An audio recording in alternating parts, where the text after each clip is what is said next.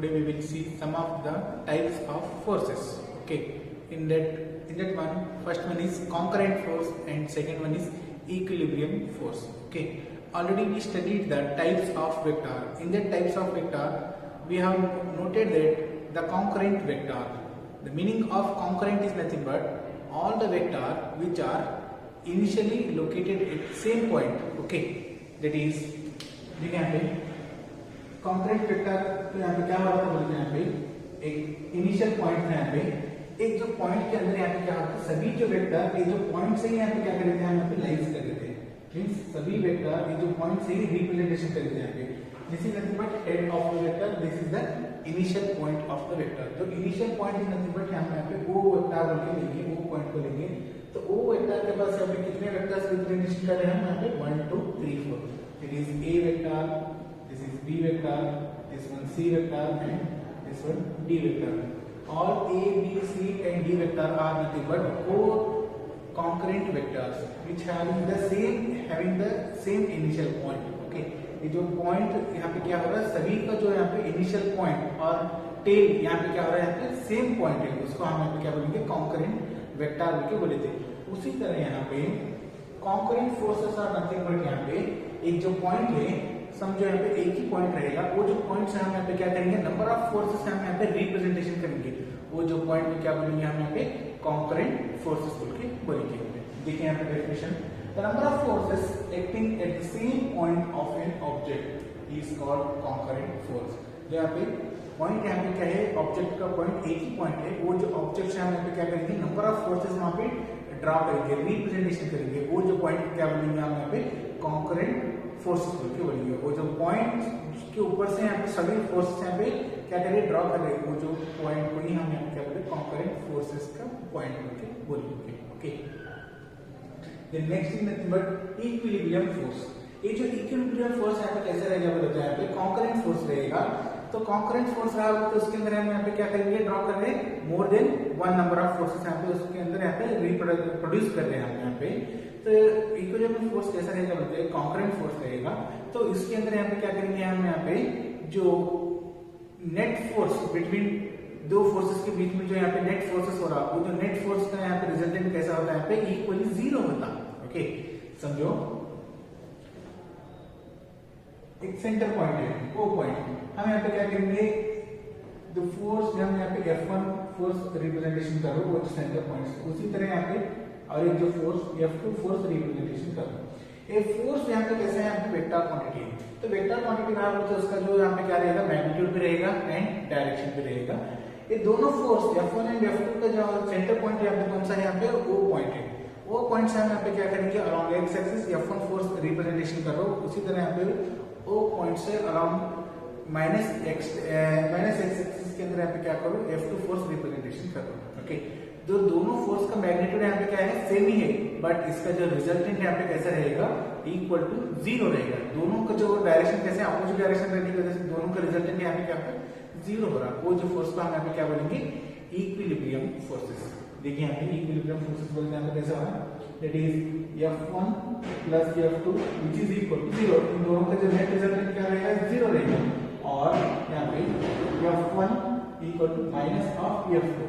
Okay, F1 equal to minus of F2 this is nothing but ये जो meaning यहाँ पे क्या रिप्रेजेंटेशन कर रहा है F1 and F2 how they are in equal magnitude but in opposite direction so these forces are called as equilibrium forces। okay, देखिए यहाँ पे इसका डेफिनेशन क्या होगा if the number of concurrent forces acting on a body okay कौन से भी body के अंदर क्या कर रहा है concurrent forces act हो रहा then if the body is in equilibrium then the resultant of these forces must be equal to zero।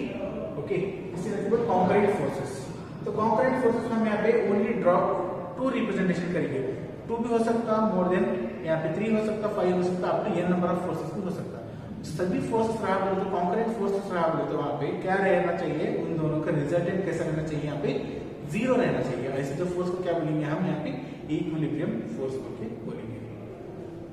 देखिए यहाँ पे if two forces that is F1 and F2 act on a body if the body is in equilibrium then the equilibrium condition is nothing but net resultant is must be equal to zero that is F1 plus F2 is equal to zero or F1 is equal to minus of F2। okay, अगर ये दो forces act हुआ body के अंदर, दो forces act करना बोले तो ये जो फॉर्मूला है, अगर से दो की जगह पे तीन फोर्सेस एक्ट हुआ बोल के समझो, तब यहाँ पे क्या आएगा, ये तो three forces that is F1, F2 and F3. Okay, समझो यहाँ पे this is O point, this is F1 force and this is F2 force and this is nothing but F3 force. Okay, act on the body and the body is equilibrium, then resultant of these three forces, that is F1 plus F2 plus F3 is equal to 0 or F1 plus F2 is equal to minus F3. Okay, अब इसको कैसे draw करेंगे बोलते हो, ये जो force F1 ऐसा है, ओके, और एक जो फोर्स F2 ऐसा है, इन दोनों का जो resultant force is nothing but F3 ऐसा है. ओके, ये जो डायरेक्शन सेम डायरेक्शन ऐसा है, बट इसका जो डायरेक्शन ऐसा है, तो F3 का जो डायरेक्शन कैसा है, इससे माइनस ऑफ a, ऐसे भी हम इसको बोल सकते हैं. ओके,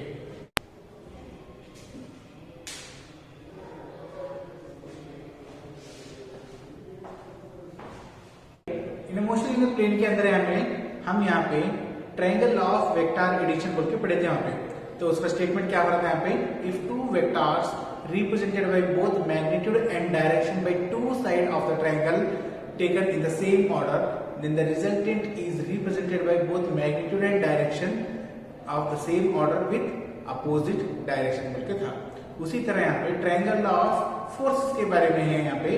तो ये ट्रायंगल ऑफ फोर्सेस के अंदर यहाँ पे क्या हो रहा है बोलते हैं, यहाँ पे भी सेम स्टेटमेंट है, बट यहाँ पे क्या हो रहा है, इक्विलिब्रियम हो रहा है. यहाँ पे देखिए, यहाँ पे स्टेटमेंट देखेंगे हम यहाँ पे, if three coplanar forces, three coplanar forces बोले तो यहाँ पे क्या करेंगे, कोप्लेनर का जो मतलब यहाँ पे क्या होता है, सभी जो फोर्सेस वो प्लेन के अंदर ही यहाँ पे क्या करेंगे, रिप्रेजेंटेशन करेंगे, उसको हम यहाँ पे क्या बोलते हैं, कोप्लेनर बोलते हैं. If three coplanar forces are nothing but यहाँ पे थ्री फोर्सेस है, तो तीनों फोर्सेस हम यहाँ पे क्या करेंगे, एक ही प्लेन के अंदर यहाँ पे ड्रॉ करेंगे. ओके, उसको क्या बोल रहे हैं हम यहाँ पे, कोप्लेनर फोर्सेस बोल रहे हैं. Can be represented by both magnitude and direction by three side of the triangle. सभी तो तीन कोप्लेनर फोर्सेस को हम कहाँ पे ड्रॉ करेंगे, एक ट्रायंगल के अंदर, यहाँ पे तीनों साइड के अंदर यहाँ पे थ्री फोर्सेस ले रहे हैं यहाँ पे, taken in the same order. Mean सभी जो फोर्सेस का यहाँ पे मैग्नीट्यूड यहाँ पे कैसा रहेगा, यहाँ पे सेम वैल्यू रहेगा. Okay, then the three force will keep the point in equilibrium. Means यहाँ पे क्या कर रहा है, तो तीनों फोर्सेस यहाँ पे क्या कर रहे हैं, कौन से एक पॉइंट से जो रिप्रेजेंटेशन कर रहे हैं, सभी फोर्सेस यहाँ पे क्या करेंगे, वो पॉइंट को यहाँ पे क्या कर रहा है, इक्विलिब्रियम कर रहा है. ओके, इसका स्टेटमेंट हो रहा है. ओके, देखिए यहाँ पे, तो F1, F2 and F3 are the three coplanar forces which is originated from point O. वो जो वो पॉइंट्स हैं, हम यहाँ पे क्या करेंगे, F1 फोर्स यहाँ पे एक्ट हो रहा है, F2 फोर्स एक्ट हो रहा है, F3 फोर्स एक्ट हो रहा है, सभी जो यहाँ पे एक ही प्लेन के अंदर हम ड्रॉ करेंगे. इसके वजह से हम यहाँ पे क्या बोल रहे हैं, कोप्लेनर बोल रहे हैं. तो सभी का जो यहाँ पे ऑर्डर कैसा रहेगा, यहाँ पे order is nothing but magnitude. Magnitude कैसा रहेगा, यहाँ पे सभी का जो मैग्नीट्यूड यहाँ पे सेम रहेगा. ओके, अगर से F1 फोर्स यहाँ पे 2 न्यूटन रहा तो F2 फोर्स भी 2 न्यूटन ही रहेगा, एंड F3 फोर्स में यहाँ पे कैसा रहेगा, 2 न्यूटन ही रहेगा. ओके, सभी का जो मैग्नीट्यूड यहाँ पे कैसा रहना चाहिए, सेम रहना चाहिए. ओके, कैसे रिप्रेजेंटेशन करें सभी को, हम यहाँ पे देखिए, यहाँ पे F1 force nothing but side AB triangle, यहाँ पे ट्रायंगल है, यहाँ पे ABC एक ट्रायंगल है, ABC का ट्रायंगल के अंदर यहाँ पे एक साइड के अंदर यहाँ पे F1 force, that is AB side के अंदर F1 फोर्स, उसी तरह यहाँ पे BC को इस साइड के अंदर यहाँ पे F2 force and AC side के अंदर यहाँ पे F3 फोर्स यहाँ पे क्या करेंगे, हम पे ड्रॉ कर रहे हैं. तो सभी जो फोर्सेस यहाँ पे कैसा बना रहा है, आप बोले तो सभी जो फोर्सेस यहाँ पे एक ही पॉइंट के अंदर यहाँ पे क्या बन रहा है, इक्विलिब्रियम बन रहा है. तो equilibrium is nothing but in दोनों सभी जो फोर्सेस का नेट रिजल्टेंट फोर्स कैसा हो रहा है, यहाँ पे इक्वल टू 0 हो रहा है. ऐसे जो फोर्सेस हम यहाँ पे क्या बोलेंगे, इक्विलिब्रियम फोर्स. ये जो कोप्लेनर फोर्सेस यहाँ पे थ्री फोर्सेस, हम यहाँ पे by using triangle of vector addition से ही यहाँ पे क्या करेंगे, इसका जो फोर्सेस का वैल्यू, इक्विलिब्रियम वैल्यू हम यहाँ पे फाइंड आउट कर सकते हैं. इसलिए हम यहाँ पे क्या करेंगे, ट्रायंगल ऑफ फोर्सेस हम यहाँ पे यूज कर रहे हैं. ओके, देखिए यहाँ पे एक्सप्लेनेशन क्या हो रहा है, late three forces F1, F2 and F3 are the three coplanar forces which are acting at a point O. The sides of the triangle, that is AB, BC and CA, are proportional to the magnitudes. Means AB is proportional to force F1, उसी तरह BC is proportional to force F2 and AC is proportional to force F3. तो proportionality meaning का जो proportional का meaning यहाँ पे क्या हो रहा है, AB is proportional to F1, then similarly BC is proportional to F2 and CA is proportional to F3.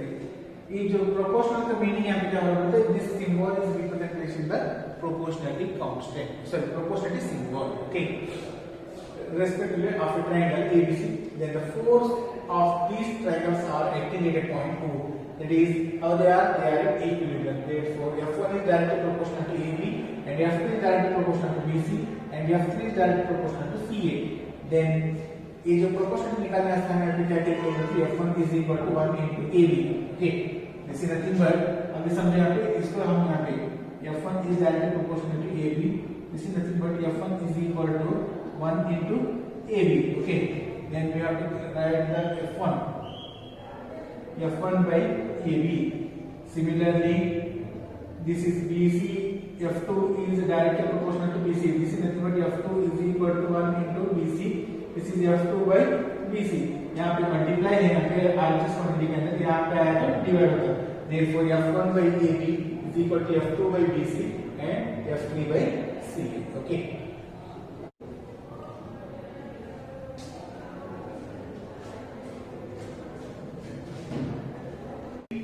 One of the very important theorem for 3 marks. In every examination this theorem will be asked repeatedly. Okay, this is similar to the triangle of forces. Okay, see the statement if 3 coplanar concurrent forces means यहाँ पे कैसा रहना चाहिए, यहाँ पे coplanar रहना चाहिए and यहाँ पे forces कैसा रहना है, concurrent forces.